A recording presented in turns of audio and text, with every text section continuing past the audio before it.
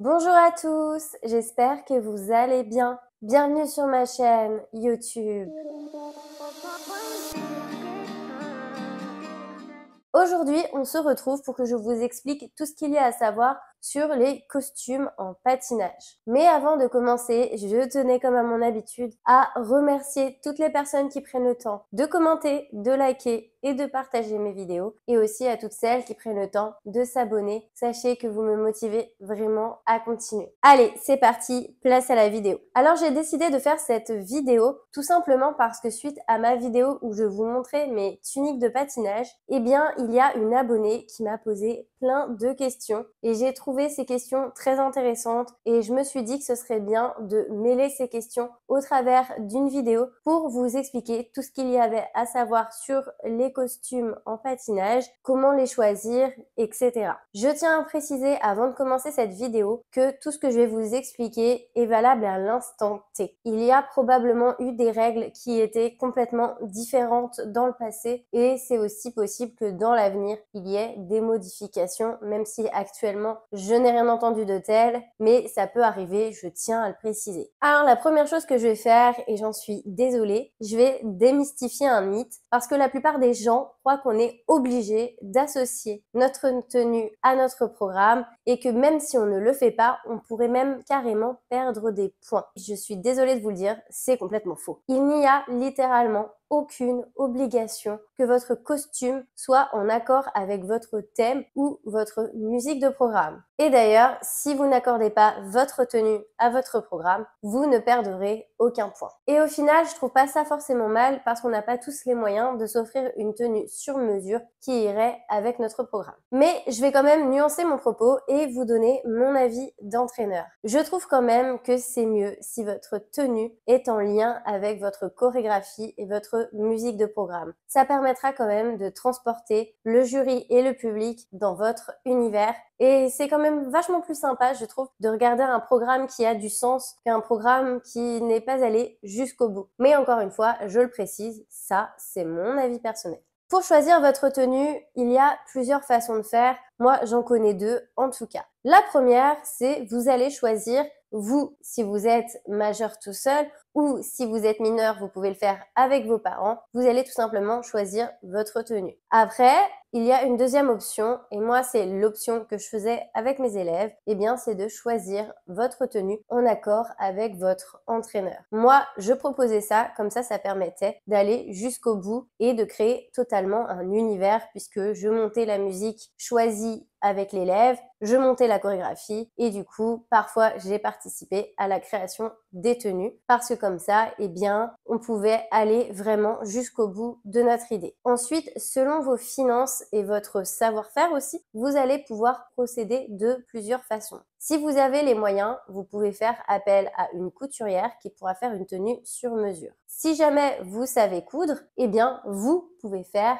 votre tenue ou vos parents pourront faire votre tenue. Ensuite, si jamais vous n'avez pas les finances et pas le savoir-faire, vous pouvez acheter une tenue toute faite. Et une dernière idée, vous pouvez acheter une tenue toute faite mais toute simple et la customiser vous-même. Et d'ailleurs, je vous avais donné 3 techniques dans une de mes précédentes vidéos pour vous donner de l'inspiration. Donc, si jamais cette idée vous intéresse, n'hésitez pas à aller regarder la vidéo. Peu importe le système de fabrication que vous allez choisir, je vous conseille de prendre en compte les points suivants pour soit l'élaboration d'un croquis ou pour un futur achat d'une tenue déjà toute faite. Le premier point que je vous conseillerais, c'est tout simplement déjà de prendre en compte le thème de votre programme. Pourquoi je dis le thème et pas la musique? Parce que parfois, on va utiliser une musique pour transmettre un autre message et donc ce sera le thème du programme que la véritable fonction de la musique. Je ne sais pas si c'est très clair, donc je vais vous donner un exemple. Par exemple, on a une musique espagnole et on va choisir de faire un thème espagnol. Là, notre musique et notre chorégraphie, donc notre thème de programme, seront en totale cohésion. Par contre, parfois, ça peut arriver, on va choisir d'utiliser la musique pour une autre fonctionnalité. Par exemple, comme je vous le disais sur ma vidéo où je vous présentais mes tuniques, j'ai eu une tunique qui ressemblait à la fée Clochette, c'était le thème de mon programme, mais je patinais sur la bande originale du dessin animé Hercule. Donc, vous voyez, on a choisi d'utiliser une musique et de changer son thème. Ça ne s'entendait pas à l'oreille, on ne pouvait pas forcément savoir que c'était sur la musique d'Hercule, mais du coup, grâce à la tenue, on pouvait tout de suite comprendre que j'étais une petite fée clochette.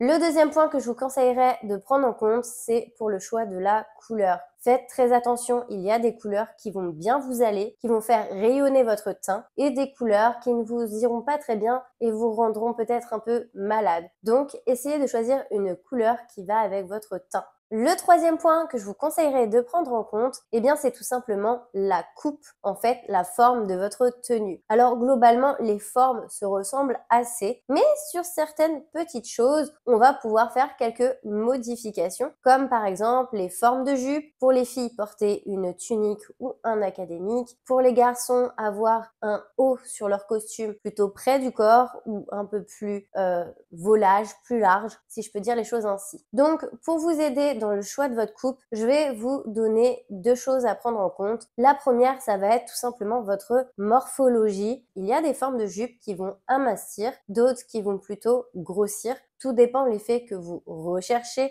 Pareil pour les garçons, si on est musclé, il y en a qui auront envie de mettre leur musculature en valeur. À l'inverse, d'autres auront peut-être plutôt envie de la cacher. À vous de voir ce que vous voulez mettre en valeur et aussi ce qui correspond à votre morphologie pour vous mettre en valeur. Le deuxième point, eh bien, encore une fois, ça va être le thème de votre programme et l'effet que vous souhaitez rechercher avec votre tenue. Alors quand je parle d'effet, je vais vous donner des exemples. Par exemple, quand on patine sur une musique classique, on recherche plutôt une forme de légèreté dans les gestes, dans le patinage, et du coup, on va choisir des textures plutôt volage. Et par exemple, pour les filles, on va s'orienter majoritairement vers des tuniques avec des voiles, des jupes qui volent, même des voiles des fois sur les bras, les manches ou dans le dos, etc.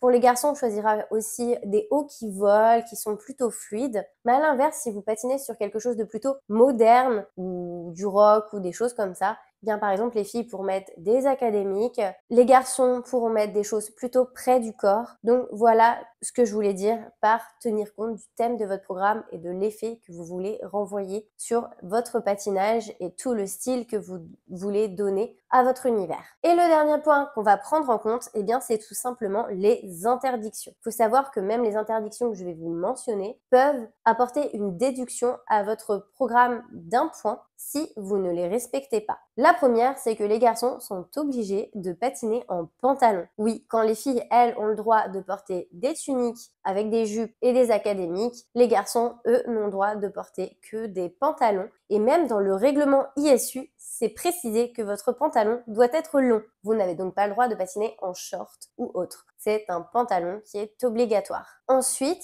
et là, ça s'adresse plus souvent aux filles qu'aux garçons, je pense, c'est que votre tenue ne doit pas être trop dénudée ni suggestive. Donc, on fait attention, si on laisse paraître de la peau, il faut pas être toute nue ou tout nu. Vous avez compris le principe. De toute façon, il ne faut pas être trop dénudé. Encore une fois, au risque de perdre un point. Et pour terminer, les accessoires sont interdits. Alors, ils sont interdits dans certaines disciplines. Je vais nuancer mon propos parce que oui, par exemple, dans le ballet, je sais qu'ils ont droit aux accessoires. Mais là, je me suis quand même vachement plus orientée sur patinage artistique, danse sur glace et patinage synchronisé. En gros, les trois disciplines artistiques qui sont reconnues par l'ISU et qu'on peut voir aux championnats du monde ou aux Jeux olympiques. Alors, ces trois interdictions, ce sont des règles qui sont actuelles. Comme je le disais au tout début de ma vidéo, il est fort possible, parce qu'à une époque, moi j'avais entendu d'autres règles, qu'il y ait eu des différences par le passé, mais ce sont les règles actuelles. Donc si jamais vous vous êtes arrêté sur une longueur de jupe ou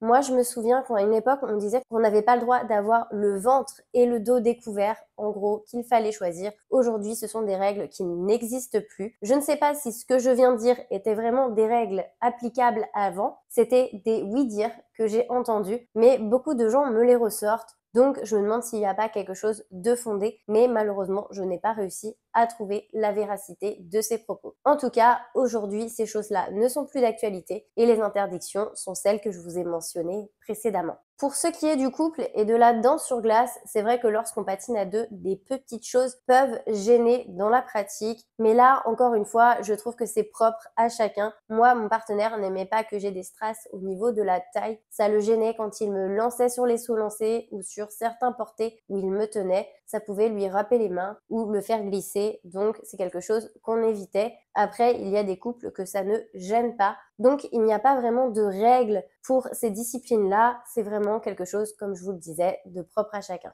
Ensuite, dans les questions que l'abonné m'avait posées, elle me demandait si on portait souvent nos tenues pour vérifier que tout était OK.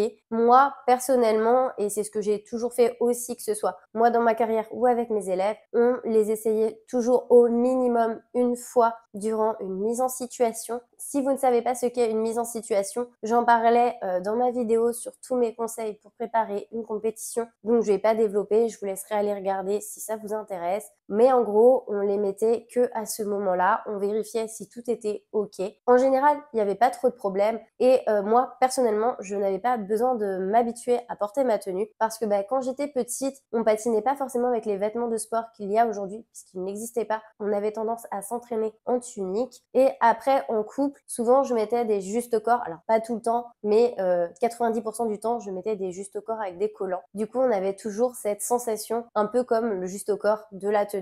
Donc personnellement, moi je n'ai jamais eu à les porter très souvent. On les mettait juste pour ces fameuses mises en situation et c'est ce que je reproduisais du coup avec mes élèves. Et aussi un autre paramètre que vous pouvez prendre en compte pour savoir si vous les portez souvent pour tester ou autre, c'est comment elles se lavent. Parce que oui, toutes les tenues ne se lavent pas pareil. Le mieux déjà, c'est de les laver à la main pour que rien ne se décolle, rien ne s'abîme. Et après, il y a des tissus qui deviennent de plus en plus compliqués à laver. Moi personnellement, j'avais une tenue en lycra avec plein de paillettes dessus. En fait, le tissu était avec des paillettes dessus collées. Dès que je la mouillais, en fait, il y avait plein de paillettes qui partaient. Donc, c'était très compliqué à laver. À l'époque, je la portais uniquement au moment du 6 minutes d'échauffement et du programme. Et sinon, je l'enlevais tout de suite après le programme. Vraiment, je la portais très très peu. Je sais pas combien de fois j'ai dû la porter. Ça ne doit pas être équivalent à une journée. En tout cas, ça c'est sûr et certain. Je la portais le moins possible pour ne pas l'abîmer et abîmer la matière. Donc, encore une fois, pour info, n'hésitez pas à tenir compte de ce paramètre qui est quand même assez important. Ce serait bête d'abîmer et de salir sa tenue et de ne plus pouvoir la porter à la compétition, sachant que ça coûte quand même assez cher. Ensuite, un point qui est très important à savoir,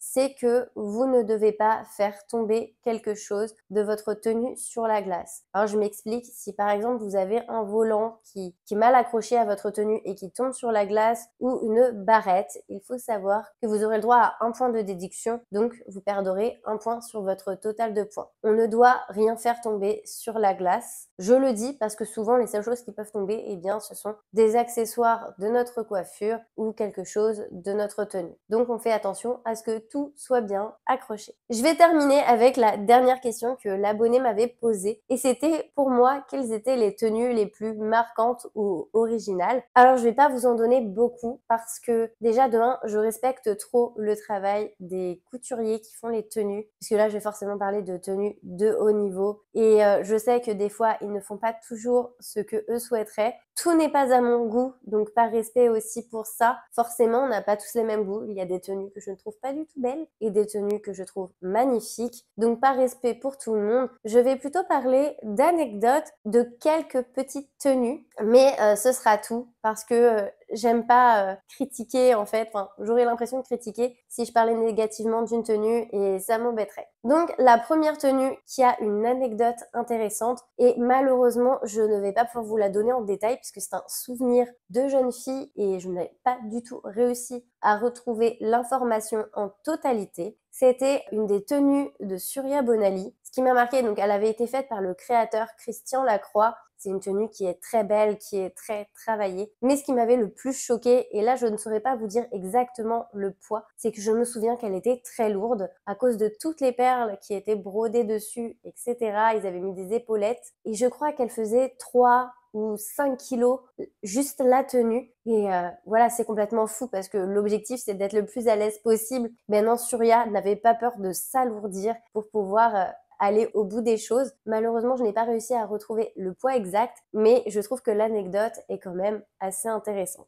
La deuxième chose que j'avais trouvée hyper originale, et là, c'est un couple de danse sur glace. Et oui, je reste toujours avec des Français. Je sais pas, les Français sont assez souvent originaux, visiblement. C'était un programme sur le carnaval de Venise d'Isabelle Dolobel et de Olivier Schoenfelder. Et à l'époque, les gants n'étaient pas souvent utilisés et eux, ils avaient des gants très spéciaux sur lesquels il y avait des masques. Et là, encore une fois, on va jusqu'au bout de l'univers, jusqu'au bout des doigts. Et vraiment, je trouve que l'idée est à la fois hyper originale et en plus, le créateur l'a parfaitement effectué et c'est hyper bien mis en valeur avec la chorégraphie. Donc encore une fois, je pense que ça peut être une grande source d'inspiration. Et je vais terminer avec la dernière tenue que je trouve originale et que j'aime beaucoup. C'est une tenue de Anna Tcherbakova. Donc oui, avant elle, il y a plusieurs patineuses qui se sont changées durant un programme, mais je trouve que chez elle, il y a un truc en plus. La tenue et le rendu sont vraiment d'une fluidité exceptionnelle. Lorsqu'elle porte les deux tenues, je sais pas comment formuler, mais la première tenue, lorsqu'elle la porte, on n'a pas du tout l'impression qu'elle va se changer et qu'il y a une autre tenue en dessous. Et à l'inverse, quand elle se retrouve dans sa deuxième tenue, même si c'est toujours la même, mais vous voyez ce que je veux dire, pareil, on n'a pas du tout l'impression qu'il y a quelque chose dessous. Enfin, vraiment,